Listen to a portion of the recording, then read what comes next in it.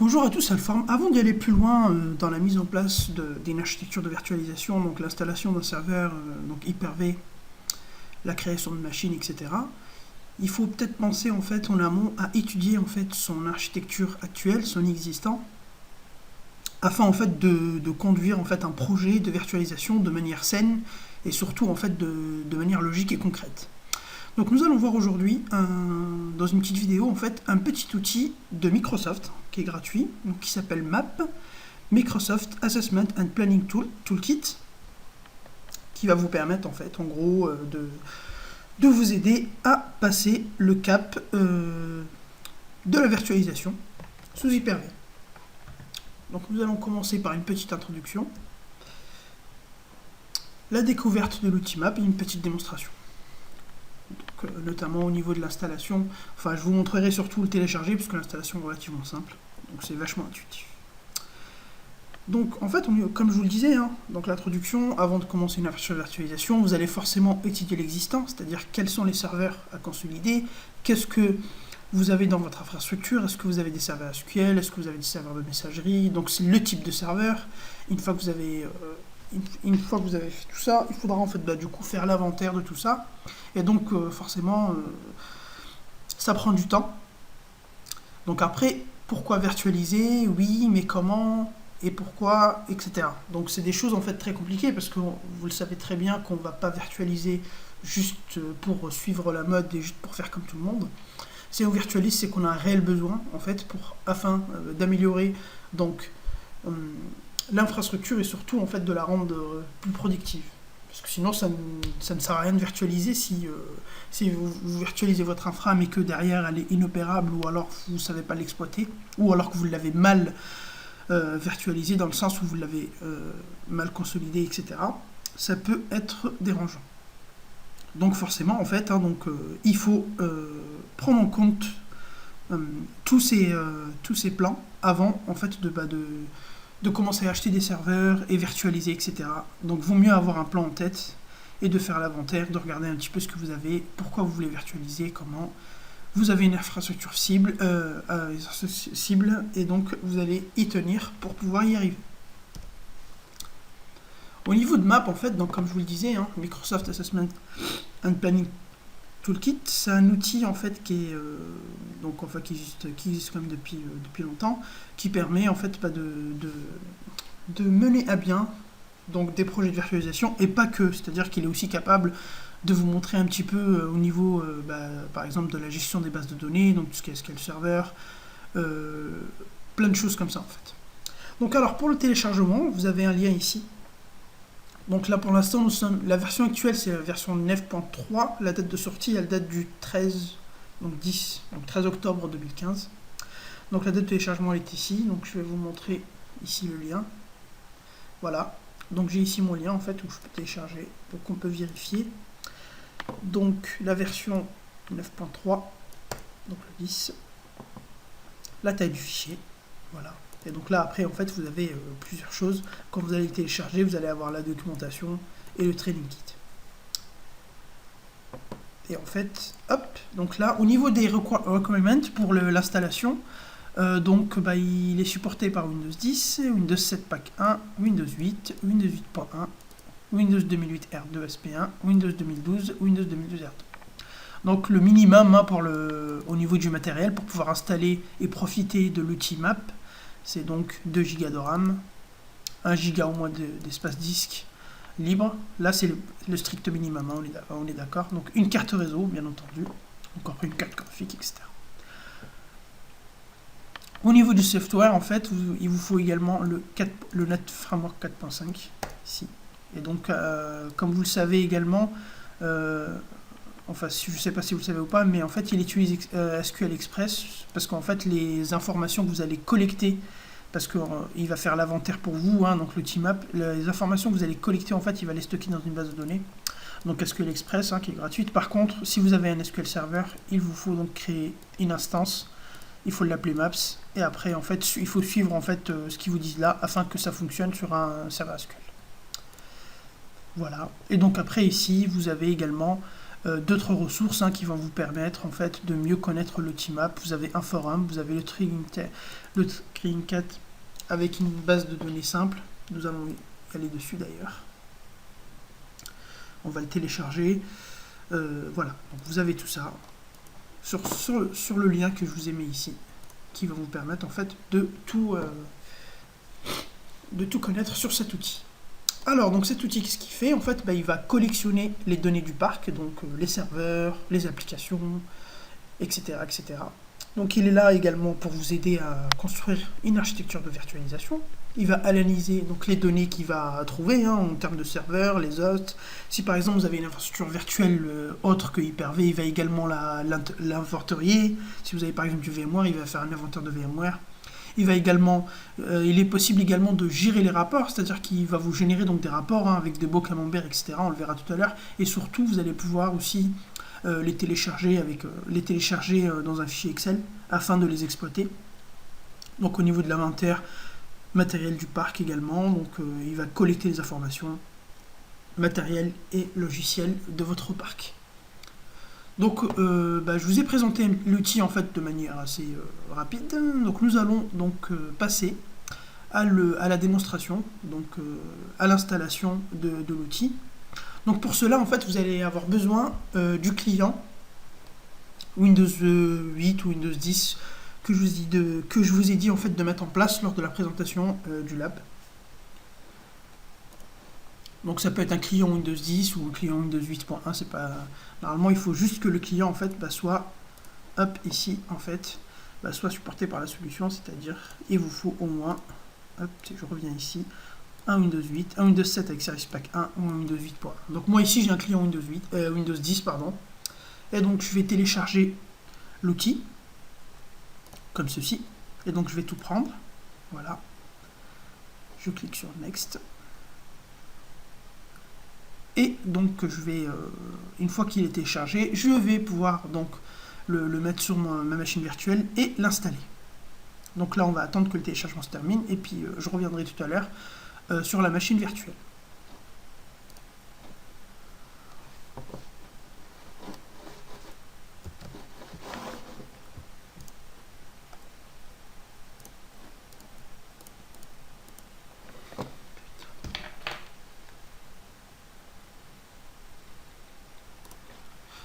Me voilà donc en fait sur ma VM Windows 10 et donc j'ai téléchargé comme je vous l'ai montré, donc mon outil via ce lien.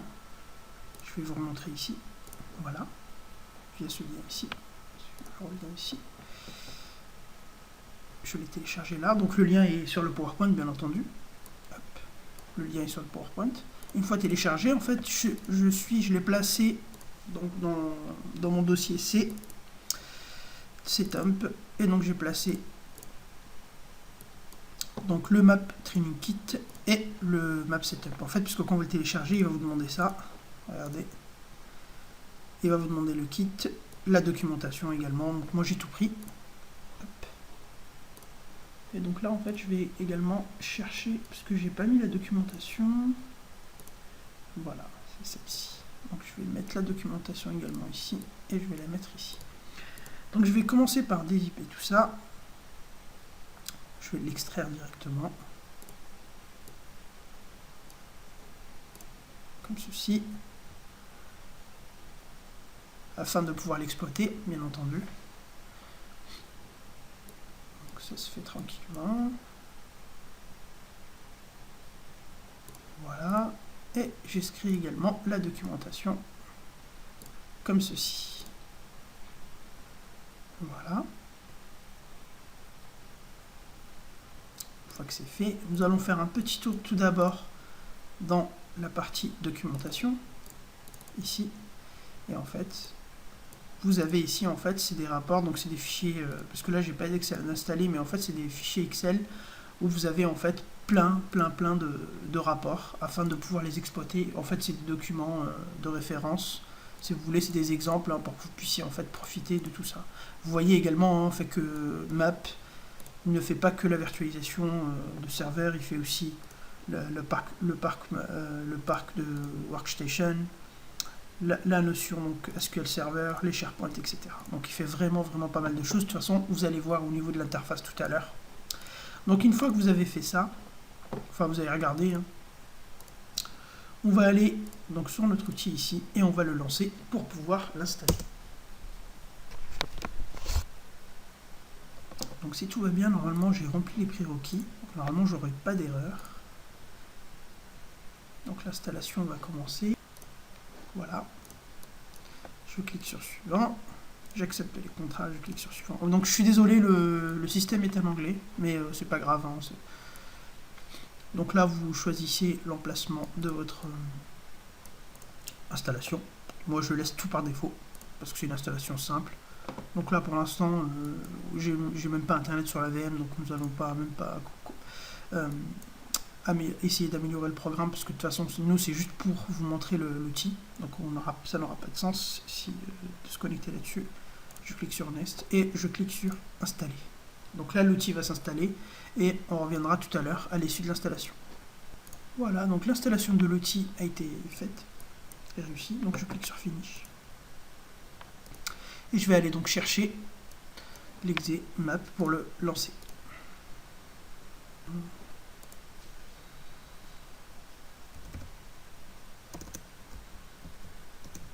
Ah oui, c'est en QWERTY, donc pas facile.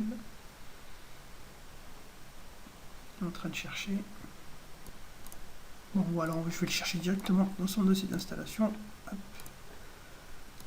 Si, programme file, hop, et il est ici. Donc l'application, on le lance.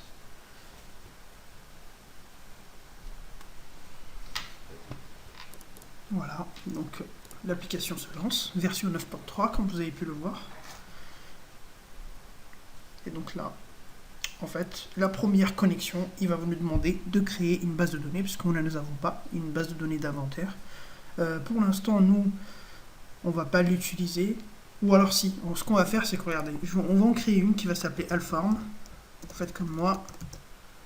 Alform.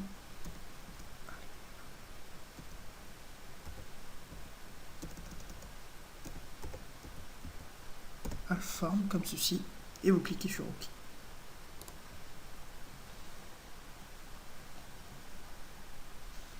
Comme vous le voyez, comme je vous le disais, il ne permet pas de faire que des serveurs de virtualisation, il permet de faire également des choses pour le cloud, en fait, des inventaires pour le cloud, au niveau d'Azure, au niveau des VM Readiness, le VM Capacity, Office 365 Readiness, les Cloud Fast Track, les Private Cloud Fast Track, bien entendu. Vous avez également la partie desktop, donc au niveau des workstations, donc Windows 10, Windows 8.1, Windows 7, et la partie applicatif, Office 2010, Office 2013, IE également, la partie serveur, Windows Server 2012 R2, 2012, 2008 R2, au niveau des inventaires, en fait il va pouvoir donc, si vous avez par exemple des scénarios, ici il faut comprendre que c'est des scénarios, donc si vous avez que des serveurs 2012 R2, vous allez pouvoir donc collecter et inventarier les datas ici.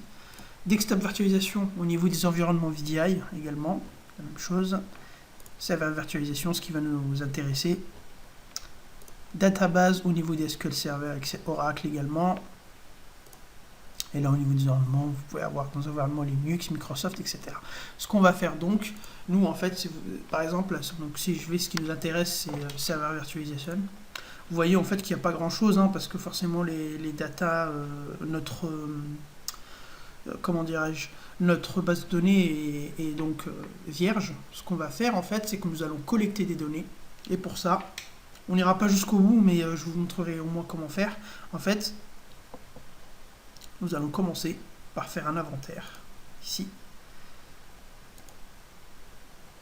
Donc vous cliquez ici, tout simplement. Donc serveur consolidation, donc nous en fait ce qu'on veut c'est consolider nos serveurs et faire une étude pour consolider le serveur pour la virtualisation Hyper-V. Donc nous allons venir ici, nous allons cliquer ici.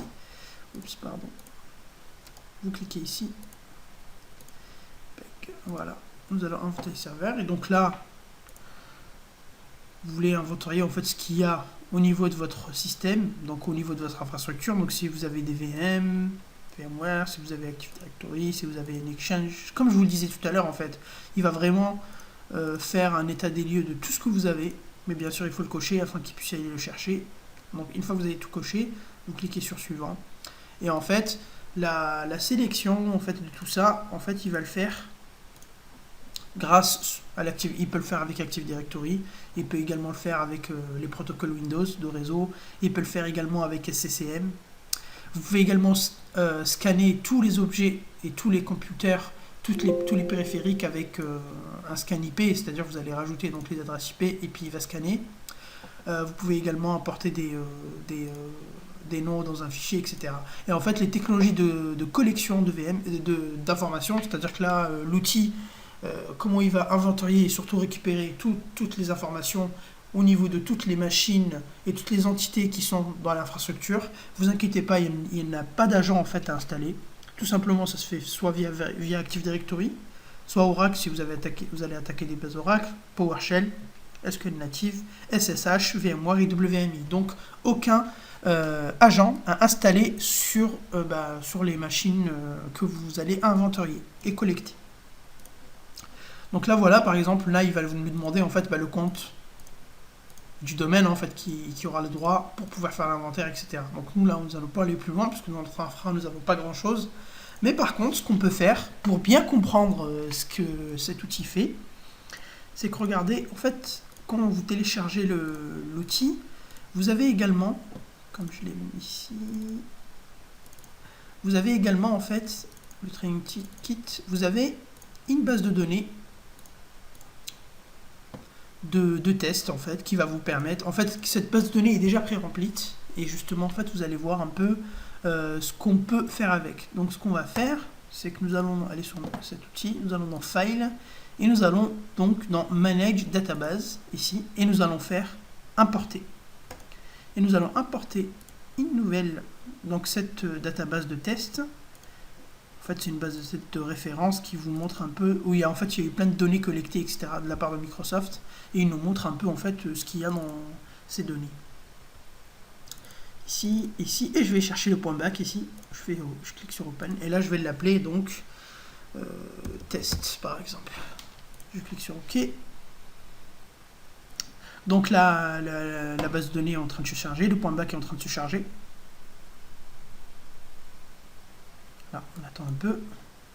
Voilà, il dit que la base a été importée avec succès, avec son nom qui s'appelle test. Je clique sur OK et je clique sur Close. Et donc je vais venir ici, donc dans serveur virtualisation, et je vais aller donc sélectionner la base, bien sûr, que je viens de créer.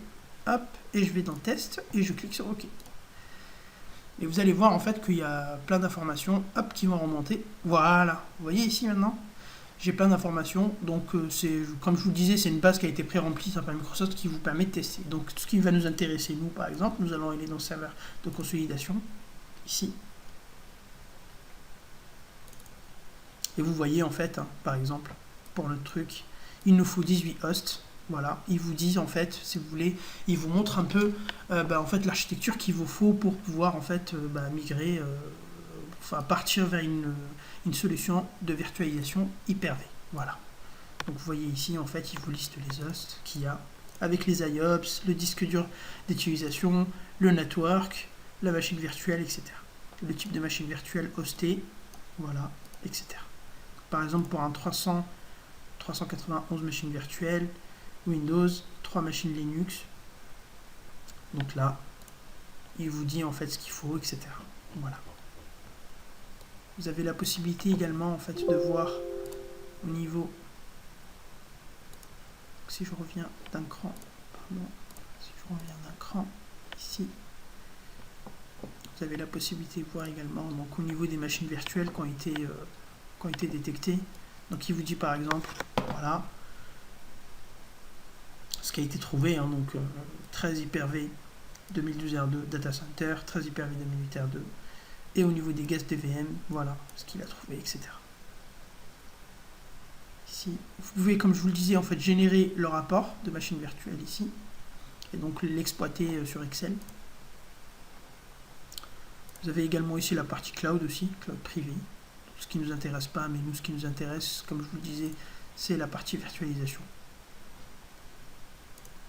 Par exemple, également, en fait, si vous avez, donc, par exemple, là, il m'a détecté que j'avais des machines virtuelles VMware, donc pour la migration, vous cliquez dedans, et en fait, là, il va vous dire, par exemple, ce qu'il va trouver, et il va vous dire ce qui peut être migré ou pas. Par exemple, là, il nous dit, on ne peut pas migrer, en fait, ces VM-là via MVMC. Donc, MVMC, c'est un outil qui permet de convertir les machines virtuelles, par exemple, le disque dur VMDK en VHDX, etc. Donc là, il peut également, on a des VM par exemple en After Change qui peuvent marcher, là on peut les migrer, etc. Vous voyez en fait, par exemple ceux-là, quand j'ai dit, on peut. En fait, voilà, il vous liste vraiment tout ce qu'il faut faire, il vous dit un peu les outils et surtout les préconisations à faire, et il vous met même les liens. Par exemple ici, vous voyez, vous avez le Virtual Machine Migration Toolkit, vous avez la machine virtuelle Microsoft Virtual Machine Converter et System Center également pour la partie donc gestion des data centers. Donc là, vous avez vraiment tout pour pouvoir en fait faire une infrastructure de virtualisation de manière optimale et surtout optimisée en fonction de vos besoins. C'est-à-dire en termes de consolidation, il ne faut pas faire soit du surplus ou soit des choses moindres.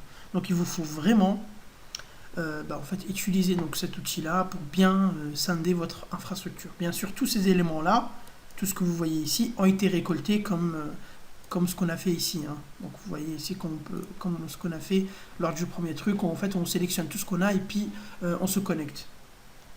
Voilà en gros hein, donc, ce qu'il a requis. Voilà, donc hop, si on revient sur notre petit PowerPoint, donc ce qu'on a découvert, c'est l'outil Map, qu'on peut faire avec, à quoi il sert, et surtout à bien le prendre en compte en fonction de vos déploiements pour la virtualisation. Pour vos futurs, surtout, déploiements de virtualisation. Voilà, donc je vous dis à très bientôt pour d'autres vidéos, et merci d'avoir suivi cette vidéo, et bienvenue sur Alform pour les gens qui ont commencé cette nouvelle formation.